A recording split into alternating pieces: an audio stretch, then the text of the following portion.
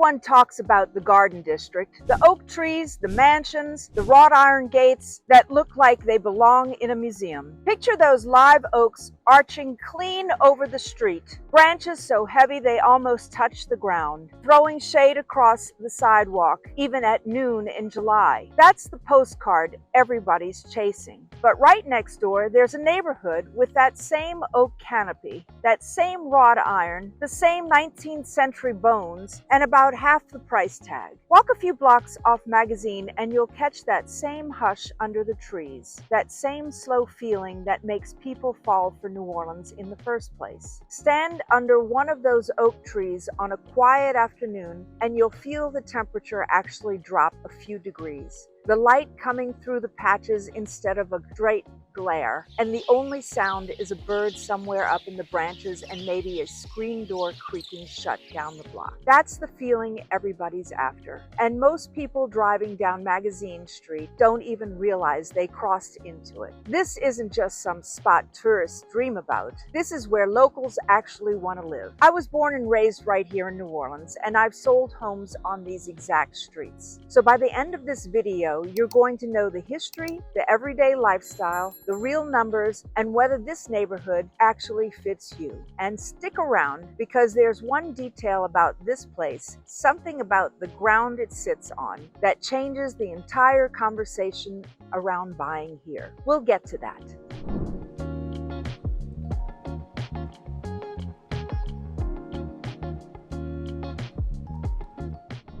The history and the Greek Muse streets. So let's start where this neighborhood even comes from, because it wasn't always part of New Orleans. Back in the early 1800s, this whole area was its own city. It was called Lafayette, and it ran its own government, had its own streets, its own identity. A surveyor named Bartholomew Lafont laid out a lot of the original lots here in the early 1800s.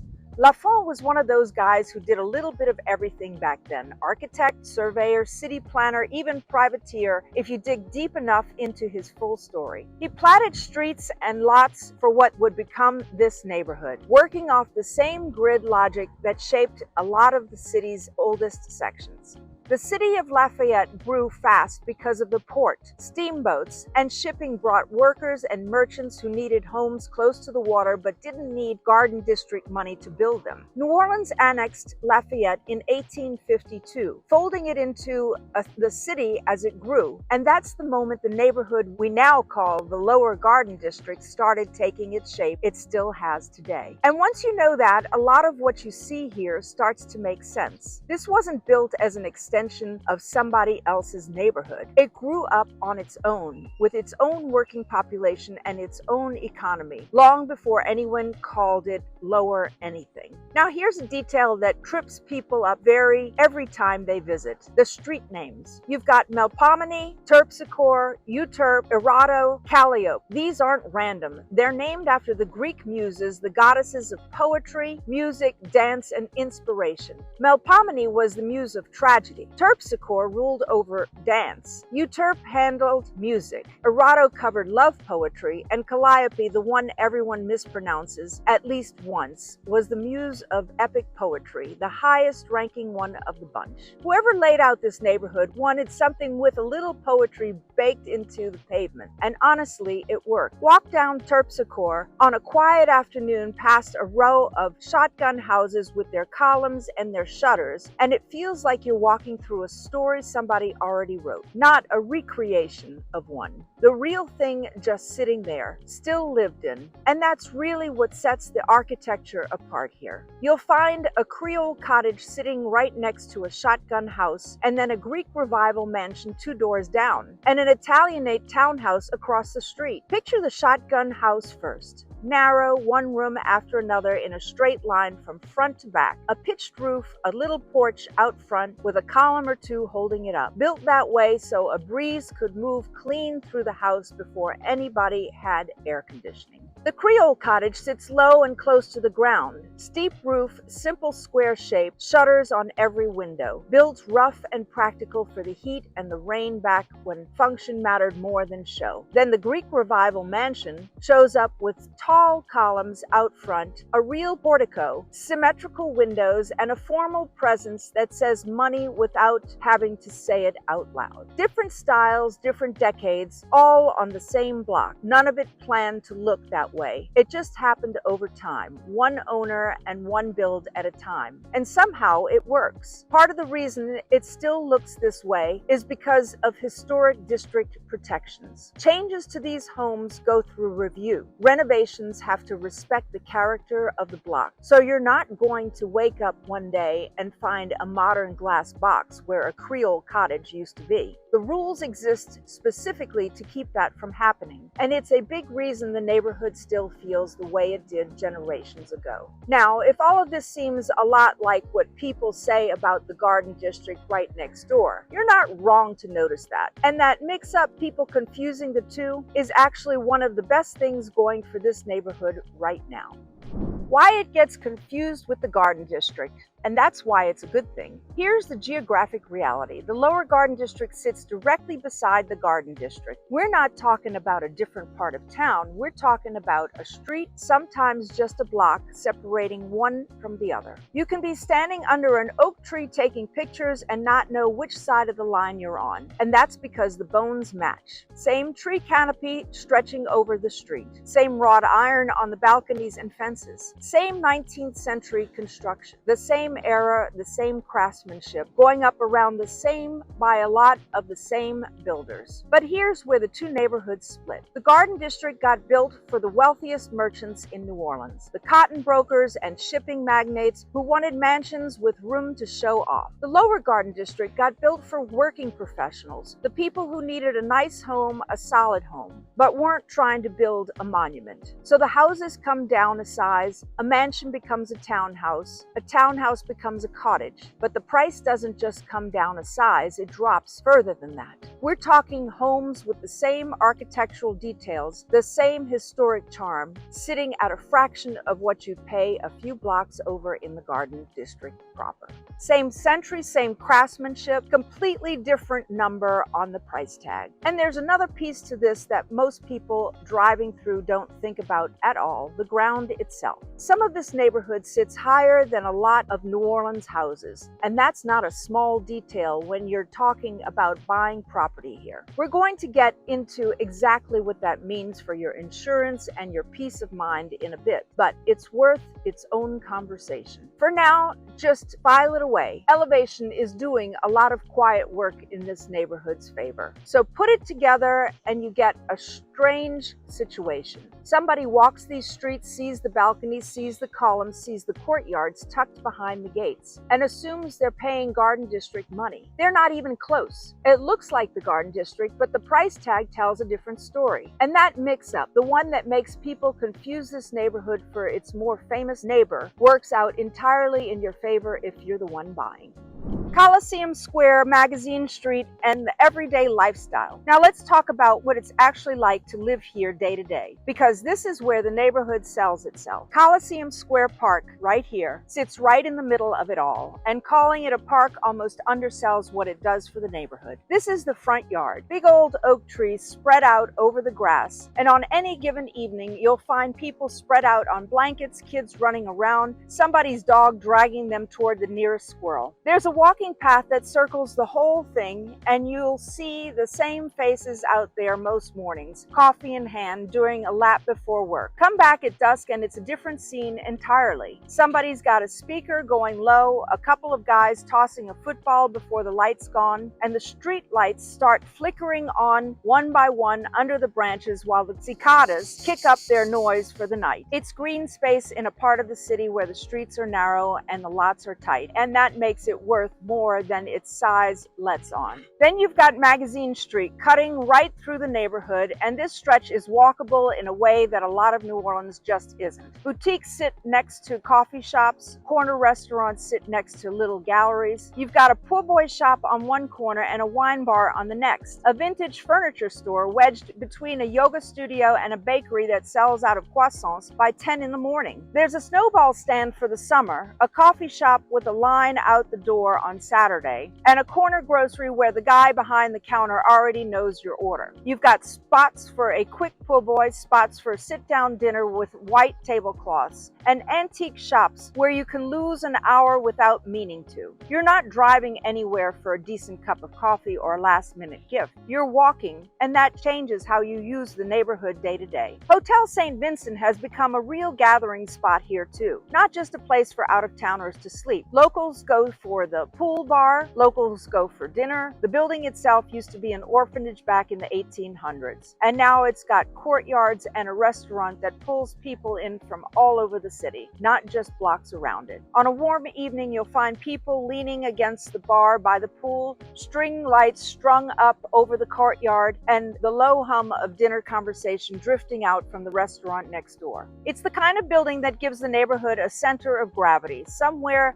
to end up on a Friday night without leaving your own zip code. So here's what a normal week actually looks like if you live here. Morning coffee walk to Magazine because it's 5 minutes away and the walk itself is half the point. Evening dog walk through Coliseum Square because the park is right there and the oaks make even a quick walk feel like something. Weekend brunch, somewhere on that same Magazine stretch, no reservation needed if you know the right spot and the right hour. Maybe a Saturday afternoon at one of the little galleries tucked between the boutiques, or a slow walk toward the river when the weather's right and you've got nowhere else to be. And you're doing all of this minutes from downtown and the central business district. If you work in an office, you're not budgeting 45 minutes for a commute. You're budgeting 10, maybe 15 with traffic, which in this city almost never happens. Hop on the St. Charles streetcar and you're rattling past uptown mansions and under more oak canopy on your way to work. No parking garage, no stress about where you left the car. That kind of proximity is rare in a city like this, where plenty of neighborhoods stretch you 30 or 40 minutes out from anything worth doing. Here, you're close enough to walk to a meeting downtown if the weather's decent and you've got the time. What you end up with is a real mix of people. Longtime locals who've been here since before Magazine Street had a wine bar on every corner. Young professionals who moved here for the commute and stayed for the porches. Newer transplants who heard about the history and the walkability and decided this was the neighborhood. Not the Garden District, not the Marigny,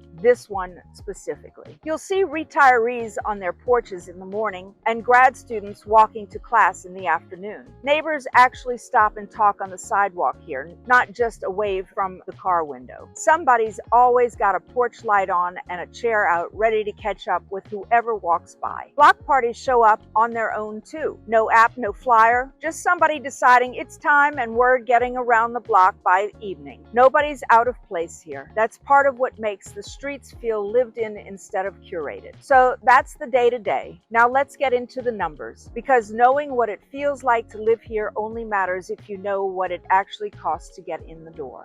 Real estate breakdown, what you actually get for your money. So let's close that loop I opened earlier, because the ground this neighborhood sits on actually matters. A good chunk of the lower Garden District sits on higher elevation than a lot of New Orleans, some of it a few feet higher than neighborhoods just a mile or two away that sit right at or below sea level. That's not a footnote. That's the difference between a house that floods during a bad storm and one that doesn't. And insurance companies know it too. Lester Coe over at TWFG has talked about how much homeowners can save on flood insurance when a property sits on higher ground. And in a city where flood coverage can run your monthly payment up by hundreds of dollars depending on your flood zone, that savings is real money staying in your pocket every single year. We're talking a difference that can mean a few $100s a month instead of a few hundred a year, just because of where your foundation happens to sit. You're not just buying a pretty facade here. You're buying peace of mind that shows up on your insurance bill year after year for as long as you own the place. Now let's talk numbers. numbers because this is where the neighborhood really makes sense. On the entry point level, you've got condos and smaller cottages running somewhere in the $250,000 to $400,000 range. The kind of property a first-time buyer or somebody downsizing can actually get into without stretching into Garden District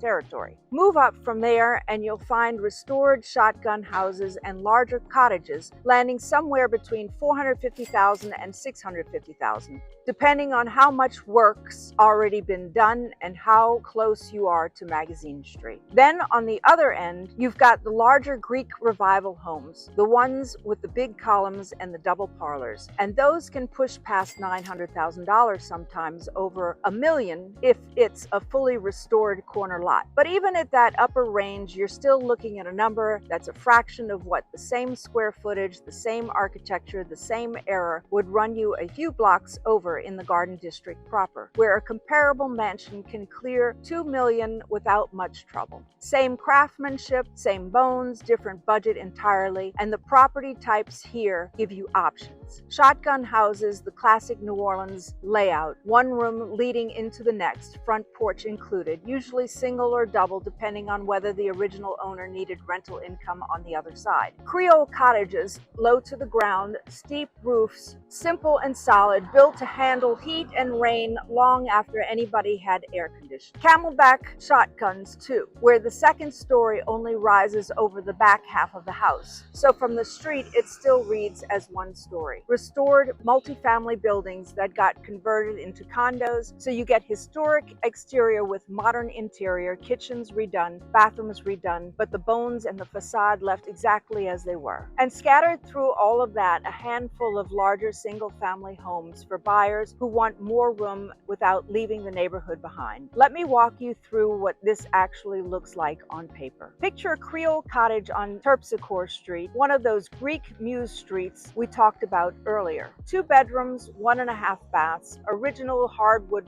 floors, 10-foot ceilings, a front porch built for sitting outside with coffee, and a small courtyard out back with room for a table and a couple of plants. Maybe it's 1,400 square feet, give or take, with the original cypress mantles still intact and transom windows over every door, the kind builders used to keep air moving before anybody had central air conditioning. The floors are hard pine, worn smooth in the hallway from 100 years of foot traffic, and the original doors still have their glass knobs on and their old iron hardware, the kind you can't buy new no matter how much you spend at a salvage shop. A listing like that comes in somewhere around $425,000, sometimes less if the kitchen hasn't been touched yet. That's the kind of listing that comes up in this neighborhood on a regular basis, and the price tag on something like that would make a Garden District buyer do a double take. Here's what's happening in the background right now too. Investors and homeowners are pouring money into restoring these historic properties, stripping them back to the original details and bringing them up to modern standards, redoing kitchens, updating electrical, sometimes lifting a whole house to add extra elevation on top of what the land already gives it. Drive down some of these blocks on a Saturday and you'll see it happening in real time. Dumpsters out front, contractors up on ladders, a house that was a shell 6 months ago suddenly getting new shutters and a fresh coat of paint. That's pushing values up across the neighborhood, which is good news if you already own here. But there's still room for buyers to get in before that trend fully catches up with the price tags a few blocks over. We're already watching it creep block by block toward Magazine Street, and once it fully closes that gap with the Garden District, the deals you're seeing right now won't be sitting there anymore. It's just not going to stay open forever. So if any of this is catching your attention, whether you're looking to buy in the next days or in the next 90, reach out to me directly. I know these blocks, I know what's coming on the market before it hits the big cities, and all my contact info is right here in the description.